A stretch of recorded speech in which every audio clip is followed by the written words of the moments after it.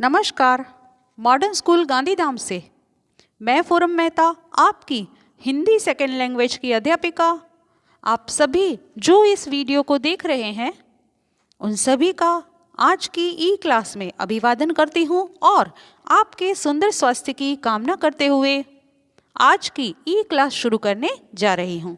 गद्य 22 भीतरी समृद्धि। गद्य के लेखक चंद्रकांत मेहता जी हैं। गद्य का प्रकार निबंध है। चंद्रकांत मेहता जी का जन्म सन 1939 में हुआ था। गद्य पढ़ेंगे और उनके साहित्य के बारे में थोड़ा सा हम जानेंगे। गुजरात विश्वविद्यालय के पूर्व उपकुलपति डॉक्टर चंद्रकांत मेहता बहुमुखी प्रतिभा के धनी हैं। डॉक्टर मेहता की मातृभाषा गुजराती है, किंतु संस्कृत, प्राकृत एवं हिंदी पर भी उनका समान अधिकार है। लगभग 50 वर्षों से हिंदी एवं गुजराती लेखन के प्रति समर्पित डॉक्टर मेहता की गुजराती एवं हिंदी में कई रचनाएं प्रकाशित हैं। साथ साथ चल रही किरण निबंध संग्रह पर भारत सरकार ने उन्हें नेशनल अवार्ड से सम्मानित किया है एवं उत्तर प्रदेश की हिंदी संस्थान लखनऊ ने गुजराती हिंदी के सेतु रूप सेवाओं के लिए सौहार्द सम्मान दिया है। अन्य कृतियों में दिया जलाना कब मना है, दिशांतर, जरा ठहर जाओ, अन्वेषक और अन्य आदि प्रमुख हैं। प्रस्तुत निबंध में चाहे जितना धन कमाओ, चाहे ऊंचे महल बनाओ, ऐशो आराम की जिंदगी में भौतिक सुख तो अवश्य मिलता है। सोने चांदी के गहनों आभूषणों से लद जाओ, पर जब तक भीतरी शांति नहीं मिलती तब तक जीवन व्यर्थ है। सुख पैसे रुपयों से नहीं मिलता। जीवन का सुख उदारता और त्याग में है और त्याग में समाया है। ऐसी बात भीतरी समृद्धि में चंद्रकांत मेहता जी हमें समझाने का प्रयास कर रहे हैं। गद्य को पढ़ेंगे और उसे समझेंगे। गद्य 22 भीतरी समृद्धि। जब द्रव्य भक्ति बढ़ जाती है तब जीवन भक्ति कम हो जाती है। जब लोग अमीर बनने के कृत्रिम चाव में फंस जाते हैं तब अंतःकरण की अमीरी की सुगंध खो देते हैं। तृष्णा तो परंपरागत डाकुरानी होती है। जब तृष्णाएं बढ़ती है तो मनुष्य की नेकी के समाप्त होने में देरी नहीं लगती। मनुष्य के लिए जीना कोई मुश्किल काम नहीं है, हाँ, पर पवित्रता पूर्वक जीना अवश्य ही मुश्किल है। धन सुख का जादूगर भी है और शांति का डकैत भी। अब तक कोई भी दर्जी ऐसा अंगरखा नहीं सिल पाया है जिसे पहनकर तृष्णातुर मनुष्य चैन की सांस ले सके। समझेंगे। जब द्रव्य भक्ति का अर्थ होता है धन दौलत के प्रति आकर्षण। जीवन की भक्ति का अर्थ होता है जीवन के प्रति श्रद्धा होना। फिर एक शब्द आया कृत्रिम। कृत्रिम का अर्थ होता है बनावटी। चाव का अर्थ होता है अभिलाषा, इच्छा, अनुराग। अंतःकरण शब्द आया, उसका अर्थ होता है हृदय, मन, सुगंध यानी कि खुशबू, महक, तृष्णा, प्यास। जब तृष्णाएं बढ़ जाती है तब तृष्णातुर शब्द आया, उसका अर्थ होता है कोई चीज़ पाने के लिए आतुर होना। तो ऐसे शब्द हमने यहाँ देखे। एक शब्द आया अंगरखा। कोटी की तरह का एक लंबा पहनावा जिसे कहते हैं अंगरखा। तो इस तरह से हमने एक और शब्द देखा चैन यानी शांति से। अब इसे समझे। आज के ज़माने में लोगों में धन की प्यास बढ़ती जा रही है। धन की प्यास का अंत नहीं है। लोग यह नहीं समझते कि धन से सुख तो पाया जा सकता है, पर इससे शांति गायब हो जाती है। ऐसा लेखक हमें कहते हैं। वे कहते हैं कि अंतःकरण की अमीरी, सुगंध को लोग खो देते हैं। परंपरागत तृष्णा जो है, इच्छा जो है, वो तो क्या है, डाकुरानी है। तृष्णाएं बढ़ती रहती हैं, इच्छाएं बढ़ती रहती है। मनुष्य की नेकी जो है उसे वो समाप्त कर देती है, उसे में देरी लगती नहीं है। तो मनुष्य के लिए मुश्किल काम ये नहीं है कि वो अपनी इच्छाएं जो हैं वो बढ़ाएं, पर मुश्किल काम यह है कि वह पवित्रता पूर्वक जिए। ये अवश्य मुश्किल है, ऐसा लेखक हमें समझाने का प्रयास कर रहे हैं। आगे पढ़ेंगे। कहा जाता है कि पोम्पी नगर के खंडहरों में खुदाई करते हुए एक नर कंकाल प्राप्त हुआ था। उसकी मुट्ठी खोलने में काफ़ी परेशानी हुई थी। मुट्ठी खुलने के बाद पता चला कि मृत व्यक्ति ने अपने हाथ में सोना पकड़ रखा था। इसी प्रकार इसी शहर के एक व्यापारी ने अपनी अंतिम सांस लेते समय तकिए के नीचे से पैसों से भरी हुई एक थैली बाहर निकाली थी तथा अपने प्राण त्यागने के समय तक उसने खूब मजबूती से अपने हाथ में पकड़ रखी थी। हमारे यहाँ पहले डाल डाल पर सोने की चिड़िया रहती थी। आज अमीरों की पारिवारिक समस्याओं को दर्शाते हुए धारावाहिकों की मानव चिड़िया गहनों से लदी फदी रहती है। घर के भीतर गहनों से सजी सवरी और खूब महंगी महंगी साड़ियों में रौब से घूमती अभिमानी स्त्रियां संस्कारिता की धज्जियां उड़ाती हुई बेहूदे षड्यंत्रों में संलग्न रहती है। इनमें भारतीयता का तिल मात्र भी दर्शन होता है क्या? पहले त्याग द्वारा आनंद की प्राप्ति होती थी, पर अब भोगने के बाद फेंक देना मूल मंत्र हो गया है।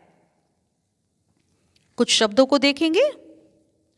एक शब्द हमने देखा लदी फदी, भारयुक्त होना। अभिमानी का अर्थ होता है गर्वीली। संस्कारिता, संस्कारों का पालन करना। षड्यंत्र का अर्थ होता है भीतरी चाल। तिल मात्र, जरा सा। मूल मंत्र का अर्थ होता है मुख्य तत्व। नियंत्रण, नियंत्रक का अर्थ होता है नियंत्रण करने वाला। परिबल, शक्ति। प्रवृत्ति, झुकाव। भ्रष्ट, निंदनीय आचरण वाला। समझेंगे। धन के मोह के प्रत्यक्ष उदाहरण पोम्पी नगर की खुदाई में मिले दो नर कंकाल हैं। एक कंकाल की मुट्ठी खोलने में काफ़ी कठिनाई हुई। उसकी मुट्ठी खुली तो पता चला उसने मरते समय मुट्ठी में सोना दबा रखा था। इसी तरह यहाँ के एक व्यापारी ने अंतिम सांस लेते समय तकिए के नीचे से पैसों से भरी हुई एक थैली निकाली थी तथा प्राण निकलने तक उसे जकड़कर पकड़ रखा था। धन के प्रति मोह के ये दो प्रत्यक्ष उदाहरण हैं, ऐसा लेखक कहते हैं। इसलिए हमें धन के ऊपर कभी भी मोह रखना चाहिए नहीं, ऐसी बात यहाँ प्रस्तुत की गई है। आगे पढ़ेंगे। आज के जीवन में धन ही जीवन का नियंत्रक परिबल बन गया है। नियंत्रक, नियंत्रित करने वाला या नियंत्रण में रखने वाला। अतः आज के मनुष्य की वृत्ति व प्रवृत्ति दोनों ही भ्रष्ट हो गए हैं। भ्रष्ट हो जाना, निंदनीय आचरण वाला बन जाना। अमीर को और अधिक अमीर बनने के लिए धन की प्यास है, जबकि गरीब को अपना तन ढकने के लिए रुपयों की ज़रूरत है। गरीब स्वयं खून पसीना एक करके धन कमाता है, जबकि अमीर दूसरों को उल्लू बनाकर धन कमाता है। यदि गरीब अपने गहने को संभाल सके तो उसका गहना तो केवल स्वाभिमान है। स्वाभिमान, आत्मसम्मान, अपनी प्रतिष्ठा का अभिमान, सेल्फ रिस्पेक्ट जिसे कहते हैं। जब तक पैसे की खोज नहीं हुई थी तब तक मनुष्य अंदर से अमीर था। एक लेखक के शब्द ध्यान देने योग्य हैं। वह कहता है, सहृदयता, आत्मीयता, आशा, उल्लास तथा प्रेम ही वास्तविक धन है। इस पृथ्वी के एक छोटे से अंश को पाने के लिए मुझे इतना सख्त परिश्रम करने की आखिर क्या आवश्यकता है? समग्र पृथ्वी ही तो मेरी है। अगर कायदे कानून की भाषा में यह पृथ्वी किसी और की कहलाती है तो इसमें इतनी ईर्ष्या क्यों करनी चाहिए? यह उसी की संपत्ति है जो इसका उपयोग कर पाता है। अतः संपत्ति के मालिकों से मुझे क्यों ईर्ष्या करनी चाहिए? मैं रेल का किराया देकर देश भर की सैर कर सकता हूँ। मेरा मन हो तो ताजगी भरी सुंदर हरी घास, छोटे बड़े पौधे, मैदानों में लगे कीर्ति स्तंभ तथा सुंदर बारीक कारीगरी वाले शिल्प व सुंदर चित्रों का आनंद ले सकता। समझेंगे। धन, पैसा जीवन, जिंदगी, वास्तविक, सच्चा, सहृदयता, दूसरों के सुख दुख की समझ होना, स्वाभिमान, आत्मसम्मान। शिल्प का अर्थ होता है कारीगरी। तो अब हम इसे समझेंगे। आज के जीवन में पहले त्याग की भावना को सर्वश्रेष्ठ स्थान प्राप्त था, पर आज के लोगों में भोग की प्रवृत्ति बहुत आ गई है। अब भोगने के बाद फेंक देना मूल मंत्र हो गया है। तो लेखक कहते हैं आज के जीवन में धन ही जीवन का नियंत्रक परिबल बन गया है। धन की लालसा बहुत ज़्यादा है। अमीरों को और अमीर होना है और धन की प्यास उनको बढ़ती जा रही है, और गरीब को अपना तन ढकने के लिए पैसों की ज़रूरत है। गरीब स्वयं खून पसीना एक करके धन कमाता है, जबकि अमीर दूसरों को बेवकूफ़ उल्लू बनाकर धन कमाता है। यदि गरीब अपने गहने को संभाल सके तो उसका गहना तो केवल स्वाभिमान है। स्वाभिमान पूर्वक जीवन जीना सबके बस की बात नहीं है। जब तक पैसे की खोज नहीं हुई तब तक मनुष्य अंदर से अमीर था। लेखक के शब्द यहाँ ध्यान देने योग्य हैं। वे कहते हैं सहृदयता, आत्मीयता, आशा, उल्लास, प्रेम ही वास्तविक धन है। पृथ्वी के एक छोटे से अंश को पाने के लिए मुझे इतना सख्त परिश्रम करने की आखिर आवश्यकता क्या है, ऐसा वे कहते हैं। समग्र पृथ्वी ही तो मेरी है, सब कुछ तो मेरा है। जब तक हमारे अंदर यह भाव नहीं आता तब तक हम जीवन में आगे नहीं बढ़ सकते। अगर कायदे कानून की भाषा में यह पृथ्वी किसी और की कहलाती तो इसमें इतनी ईर्ष्या क्यों करनी चाहिए? यह उसी की संपत्ति है जो इसका उपयोग कर पाता है। संपत्ति के मालिकों से मुझे को क्यों ईर्ष्या करनी चाहिए? रेल का किराया देकर मैं देश भर की सैर कर सकता हूँ अगर, तो मेरा मन तो ताजगी भरी सुंदर हरी घास, छोटे पौधे, मैदानों में लगे कीर्ति स्तंभ, सुंदर बारीक कारीगरी वाले शिल्प व सुंदर चित्रों का आनंद ले सकता हूँ। ऐसा लेखक हमें कहते हैं। आगे पढ़ेंगे। उन सब को अपने साथ घर ले जाने की ज़रूरत नहीं है, क्योंकि जहाँ पर ये सब हैं वहाँ उनकी देखभाल व उनकी व्यवस्था जितनी अच्छी तरह से की गई है उससे आधी देखभाल भी मैं नहीं कर पाऊँगा।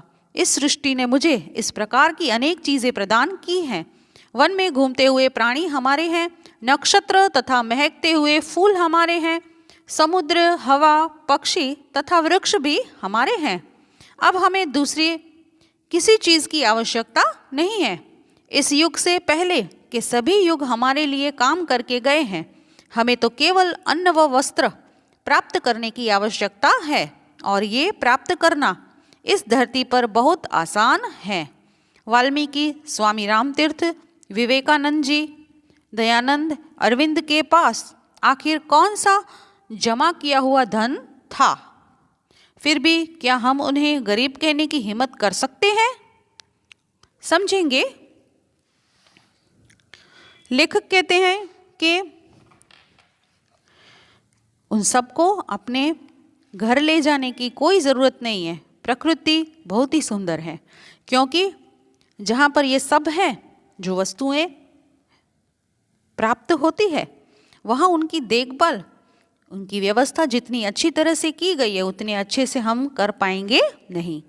इस सृष्टि ने हमें बहुत कुछ दिया है, बहुत सारी चीज़ें प्रदान की है। प्रदान करना, देना। वन में घूमते हुए प्राणी हमारे हैं, नक्षत्र हमारे हैं, फूल हमारे हैं, समुद्र, हवा, पक्षी, वृक्ष, सब कुछ तो हमारा है। हमें दूसरी किसी चीज़ की आवश्यकता ही नहीं है। इस युग से पहले सभी युग हमारे लिए काम करके गए हैं। हमें तो केवल अन्न व वस्त्र प्राप्त करने की ज़रूरत है, आवश्यकता है। प्राप्त करना इसी धरती पर बहुत आसान है, ऐसा वे कहते हैं। वाल्मीकि जी, स्वामी रामतीर्थ जी, विवेकानंद जी, दयानंद जी, अरविंद जी के पास आखिर कौन सा जमा किया हुआ धन था? फिर भी क्या हम उन्हें गरीब कहने की हिम्मत कर सकते हैं? कुछ लोग दिल से अमीर होते हैं, भले धन दौलत उनके पास बहुत ही कम हो, परंतु उनका दिल जो होता है वो अमीर होता है, उनके कर्म जो होते हैं वो अमीर होते हैं। तो जीवन में धन दौलत ही सब कुछ नहीं होती है। जब भी कोई अपने पास किसी चीज़ को मांगने के लिए आता है, तब अपने पास जो कुछ भी हो वो उसे दे देने की इच्छा हमारे अंदर कभी भी समाप्त होनी चाहिए नहीं। तो धन का अमीर होना ज़रूरी नहीं, परंतु मन का अमीर होना बहुत ज़रूरी है, ऐसा यहाँ पर कहा गया है। हकीकत में अमीर और गरीब कौन है ना, यह बात यहाँ पर प्रस्तुत की गई है। लेखक कहते हैं कि धन से अमीर होना परंतु मन से गरीब होना यह ज़रूरी नहीं है, परंतु मन से अमीर होना और धन से भले चाहे हम थोड़े से गरीब रहें, उसका कोई नुकसान नहीं है। तो जीवन में हमें हमेशा मन से अमीर रहना है, ऐसी बात यहाँ प्रस्तुत की गई है। आगे पढ़ेंगे। भाग्य के स्वप्न स्ट्राओ में जॉन डंकन नामक एक स्कॉटलैंड के निवासी बुनकर के गरीब पुत्र की अमीरी का एक प्रेरणादायक उदाहरण है। जॉन बिल्कुल अनपढ़, संकुचित दृष्टि का, अशक्त, कुबड़ा तथा आर्थिक दृष्टि से कंगाल परिवार का पुत्र था। जब वह अपने मोहल्ले में से गुजरता था तब उसके बच्चे उसे चिढ़ाते थे, बहुत बार तो पत्थर भी मार दिया करते थे। उसने ढोर चराने का काम शुरू किया तो उसके मालिक ने भी उसके साथ अत्याचार किया। कभी कभी जॉन कपड़ों को निचोड़ते निचोड़ते ठंड में कांपते कांपते पूरी रात गुजार देता। एक दिन जॉन की इच्छा हुई कि वह पढ़ाई करना सीखे। कुछ समय के पश्चात जब वह बुनाई के काम पर लगा गया, तब उसने स्कूल में पढ़ने वाली एक 12 वर्ष की लड़की से उसे पढ़ाने की विनती की। 16 वर्ष की उम्र में जॉन ने मूल अक्षर सीखने शुरू किए और इसके बाद तो वह खूब जल्दी से लिखना पढ़ना सीखता ही गया। पहले से जंगल में इधर उधर भटकने के कारण उसे वनस्पतियों की काफ़ी अच्छी जानकारी थी। उसने वनस्पति शास्त्र का एक ग्रंथ खरीदने के लिए 5 शिलिंग जमा करने के लिए खूब जी तोड़ मेहनत से काम किया तथा वनस्पति शास्त्र का गहरा अध्ययन करके उस विषय का पंडित बन गया। जब उसे पढ़ाई में इतनी अधिक रुचि हो गई थी कि 80 वर्ष की वृद्धावस्था में भी एक पौधे को प्राप्त करने के लिए उसने 12 मील की पैदल यात्रा की थी। अब यहाँ भाग्य के बारे में बात जो है वो प्रस्तुत की गई है। जॉन डंकन स्कॉटलैंड के एक गरीब बुनकर का पुत्र था। वह अनपढ़, कुबड़ा और कंगाल था। मोहल्ले का उपेक्षित और लोगों द्वारा प्रताड़ित किया जाने वाला, प्रताड़ित करना, परेशान करना। 16 वर्ष की उम्र में उसने वर्णमाला सीखना शुरू किया और तेजी से लिखना पढ़ना सीखता गया। जंगल में भटकने के कारण वह वनस्पतियों से भली भांति परिचित था। उसने वनस्पति शास्त्र का गहरा अध्ययन किया और वह उस विषय का महापंडित बन गया। तो लेखक हमें यहाँ समझाना चाहते हैं कि जीवन में कोई हमें बहुत ज़्यादा प्रताड़ित करे, बहुत ज़्यादा परेशान करे, हमारे रास्ते में परेशानियां ही परेशानियां हो, फिर भी जीवन जीने की चाह, आगे बढ़ने की इच्छा शक्ति जो है वो हमें कभी भी समाप्त करनी चाहिए नहीं। जीवन में अगर हम मेहनत करते रहेंगे तो सफलता हमें हमेशा हासिल होगी, ऐसी बात यहाँ प्रस्तुत की गई है। आगे पढ़ेंगे। उसका शरीर दुर्बल था और जीर्ण शीर्ण पहनावा, पर उसके दिमाग की करामात अद्भुत। एक बार उसे एक अमीर आदमी मिला। जब उसे पता चला कि बाहर से एकदम साधारण सा दिखने वाला जॉन वनस्पति विज्ञान का महापंडित है, तो वह इस पर फिदा हो गया और उसने कहा उसका जीवन चरित्र अखबार में छपवा दिया। उसके बारे में पढ़कर बहुत से लोगों ने जॉन के पास काफ़ी बड़ी बड़ी रकम के चेक भेजे, परंतु उसने इस धन को अपने लिए प्रयुक्त नहीं किया और अपने वसीयतनामे में लिखा, मुझे प्राप्त सारी धनराशि का उपयोग गरीब विद्यार्थियों के प्राकृतिक विज्ञान के अध्ययन के लिए किया जाए तथा उनको प्रोत्साहन देने के लिए स्कॉलरशिप तथा पारितोषिक भी दिए जाएं। जॉन ने कीमती पुस्तकों का अपना ग्रंथालय भी आम लोगों के उपयोग के लिए दान में दे दिया था। समझेंगे। एक बार डंकन को एक अमीर आदमी मिला उसने उसका चरित्र अखबार में छपवा दिया। उससे अनेक लोगों ने डंकन को बड़ी बड़ी रकम देने के लिए चेक भेजे, लेकिन उसने उस धन का उपयोग अपने लिए न किया और सारी राशि प्राकृतिक विज्ञान का अध्ययन करने वाले विद्यार्थियों के लिए दान कर दी। तो अपने पास बहुत सारा धन होना और फिर भी हमारे अंदर लालच न आना, यही बात जो है वो संतोष की बात यहाँ पर प्रस्तुत की गई है। बहुत सारे लोगों के पास धन तो होता है, पर कभी भी वो दूसरों को उस धन का लाभ नहीं दे पाते। तो धन का संचय नहीं करना चाहिए, परंतु उसे ज़रूरतमंद लोगों में बांट देना चाहिए। ईश्वर ने हमें देने लायक बनाया है, तो जहाँ कहीं भी हमें लगता है कि लोगों को हम हेल्पफुल हो सकते हैं, तो उनकी हेल्प हमें हमेशा करनी चाहिए, ऐसा यहाँ पर बताया गया है। आगे पढ़ेंगे। भारत के अनेक महापुरुष भी इसी प्रकार गरीब, अभाव तथा कठिनाइयों के दलदल में खिलने वाले कमल हैं। अपने अपने क्षेत्रों में इन्होंने मूल्यवान प्रदान दिए हैं। धन के लिए उन्होंने धर्म, कर्तव्य परायण को लज्जित नहीं किया। द्रव्य के लोभ में अपनी नीयत खराब नहीं की है। पद के लिए प्रतिष्ठा के साथ छेड़छाड़ नहीं की है। मनुष्यत्व अर्थात उदारता तथा उदात्तता के प्रयोग के लिए प्राप्त हुआ दैवीय वरदान। इसलिए मुंशी प्रेमचंद ने कहा था कि मनुष्य यदि उदार बनता है तो देवदूत और यदि नीच बनता है तो शैतान। सोक्रेटिस के मतानुसार दुनिया में सम्मानपूर्वक जीने के लिए सबसे सरल और आवश्यक उपाय है कि आप अपने आप को जैसा बाहर से दिखाना चाहते हैं वैसा ही भीतर बने। वास्तव में मनुष्य स्वयं का ही विरोधी है। हम अपने सद्गुणों को स्वार्थ की बेआवाज बुलेट से छलनी करते रहते हैं जीवन भर। बाहर ही नहीं, अंदर से श्रीमंत अथवा अमीर बनना ही पैसा बचाने की कला है। समझेंगे। लेखक कहते हैं कि हमारे देश के अनेक महापुरुषों ने गरीबी और अभावों में ही अपने कार्यों की शुरुआत की थी और वे दलदल में कमल की तरह खिलते रहे। इन्होंने अपने अपने क्षेत्र में महान कार्य किए। इनकी विशेषता थी कि धन के लिए ये कभी कर्तव्यच्युत नहीं हुए, अर्थात ये बाहर और अंदर दोनों से श्रीमंत अथवा अमीर थे। सोक्रेटिस जैसे महान विचारक नहीं कहते हैं, हमें यही समझाने का प्रयास करते हैं कि सम्मानपूर्वक जीने की एक ही मार्ग है। आप अपने आप को जैसा बाहर से दिखाना चाहते हैं वैसा ही भीतर से बने रहें।